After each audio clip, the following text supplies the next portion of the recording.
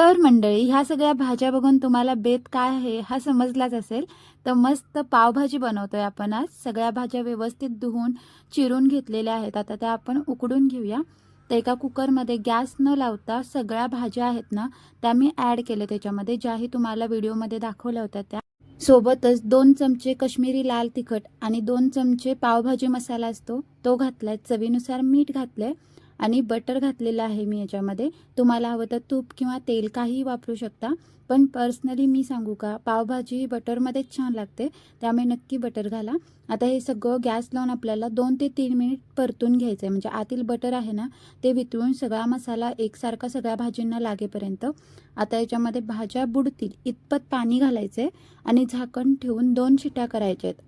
भाज्या एकदम सॉफ्ट असल्यामुळे 2 शिट्यांमध्ये परफेक्ट शिजल्या जातात. तर इथे कुकर होतोय तोपर्यंत आपण बाकीची तयारी करून घेऊया. इथे मी टोमॅटो आणि शिमला मिरची आहे ना, ती अशीच बारीक बारीक कट केली होती. पण कांदा आहे तो एकदम असा फाईन कट करण्यासाठी मी ते चॉपर वापरलाय. सगळी कटिंग आपली झाली होती. कुकरही इकडे झालाय. तर आता मी व्यवस्थित त्याला मॅश करून घेते. सगळ्या भाज्या छान अशा मॅश करून घ्यायच्या. बघू शकता सगळ्या व्यवस्थित मॅश झाल्या ना, की मग पावभाजीमध्ये छान वाटतात त्या. आता आपण फायनल फोडणी द्यायला घेऊया. त्यासाठी इथे मी मोठं भांडं घेतलंय, म्हणजे भाजी परतायला सोपं होऊन जातं. त्याच्यामध्ये पळीभरसारखं तेल आणि मोठा चमचा भरून इथे बटर टाकलेलं आहे. याच्यामध्ये अगदी अर्धा चमचा जिरं आणि खूप सारा बारीक चिरलेला कांदा घालायचा आहे. इथे ज्या चिरून घेणाऱ्या गोष्टी आहेत ना, त्या एकदम बारीक बारीक चिरायच्या, म्हणजे पावभाजीमध्ये छान लागतात. कांदा आहे तो हलका ब्राऊन झाला की मग याच्यामध्ये शिमला मिर्च घालायची. ती तुम्ही उकडताना घातलात ना तरी चालेल, पण अशी जेव्हा आपण घालतो तेव्हा सुद्धा ती छान वाटते. आता 1 चमचा आलं लसूणची पेस्ट घातली मी. पेस्ट आहे ती छान तेलामध्ये परतून झाली की मोठी वाटी भरून चिरलेला टोमॅटो घालायचा आहे आणि चवीनुसार मीठ, सोबतच लाल कश्मीरी पावडर 2 चमचे आणि 2 चमचे सारखं आपल्याला इथे पावभाजी मसाला पुन्हा घालायचा आहे. अर्धा चमचा हळद घालून हे छान असं परतून घ्यायचं आहे. बघू शकता मस्त कलर आलाय. ह्याच्याहून डार्क कलर जर तुम्हाला हवा असेल ना, तर ह्या सगळ्या भाज्यांमध्ये तुम्ही बीट ॲड केलात तरी चालेल.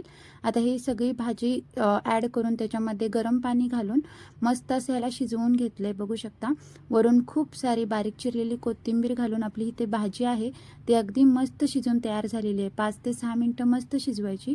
वरून पुन्हा मी बटर घातलंय आणि अगदी हॉटेल स्टाईल आपली ही पावभाजी घरच्या घरी बनवून तयार झालेली आहे.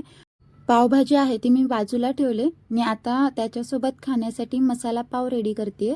त्यासाठी मोठ्या तव्यामध्ये थोडंसं बटर आहे ते असं छान पसरवून गरम करून घेतलंय आणि अगदी अर्धी पळीसारखी भाजी आहे ना, ती या बटरवरती घालून छान परतवून घ्यायची आणि याच्यावरतीच आपल्याला आपले पाव आहेत ना, ते मस्त आलटून पालटून शेकायचे आहेत.